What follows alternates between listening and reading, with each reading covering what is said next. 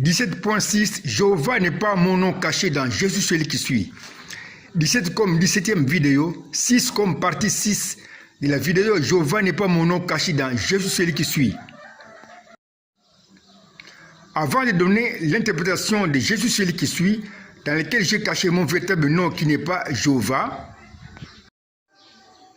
j'ai préféré cette introduction pour aider le lecteur à bien comprendre l'interprétation que je vais donner. Il s'agit donc ici dans cette introduction de me présenter comme l'auteur de la Bible ou comme l'esprit des prophéties est le signe d'une même chose qui produit l'unité des choses qui sont différentes. Je suis donc le signe d'une même chose ou le signe de l'unité qui a créé sa Bible avant de créer un ange et ce monde. Un petit rappel sur le mouvement prophétique.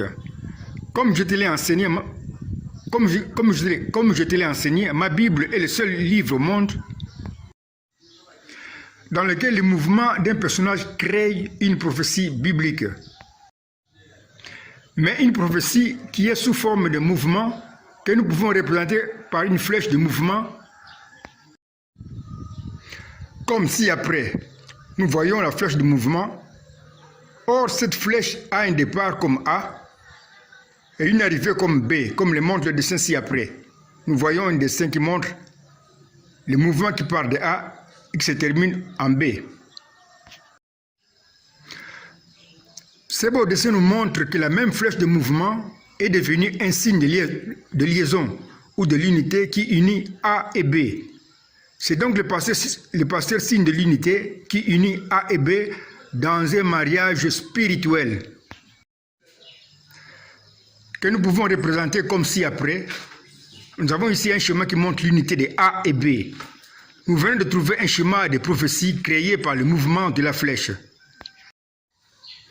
Dans nos 4 premières vidéos de cette chaîne, nous avons pris l'exemple du bâton jeté par Moïse et qui est devenu ensuite un serpent. Voici la flèche de mouvement du bâton jeté par Moïse. Nous voyons la flèche de mouvement qui est indiquée. Dans cette flèche de mouvement, Moïse est le départ de la flèche. La terre est l'arrivée de la flèche, mais qui porte le serpent. Nous voyons que la flèche de mouvement a uni Moïse à la terre qui porte le serpent. La même flèche de mouvement du bâton est devenue un signe de liaison ou le pasteur signe de l'unité qui produit le mariage spirituel de Moïse et la terre qui porte le serpent comme ci-après. Nous voyons en bas un schéma de prophétie qui montre l'unité de Moïse et de la terre qui porte le serpent. Voici ci-après notre schéma de prophétie qui montre l'unité de Moïse et de la terre qui porte le serpent.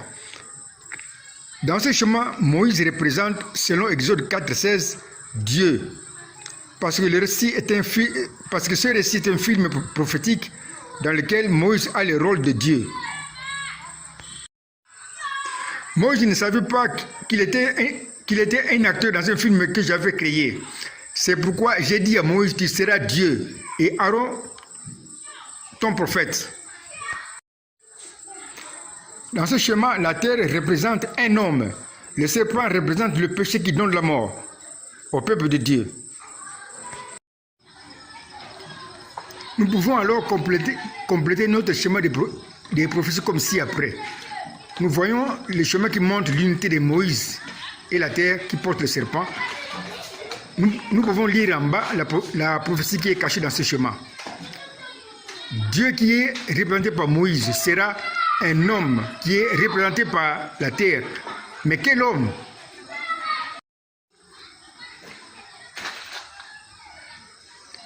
Un homme qui va comme la terre porter le serpent, c'est-à-dire le péché qui donne la mort au peuple de Dieu. Alors Dieu qui sera le Messie mourra à la place de son peuple comme un sacrifice d'expiation. Dans le mouvement du bâton jeté par Moïse, j'ai annoncé ma mort comme un sacrifice d'expiation. Si quelqu'un ose déclarer, torse bombé, que moi le Messie n'était pas mort, le mouvement du bâton le déclare grand menteur et faux prophète qui sera complètement dévoilé et laissé nu. Oh, je t'avais enseigné, mon chéri 4 bâtonnets, que là où il y a la promesse de ma mort, se trouve aussi la promesse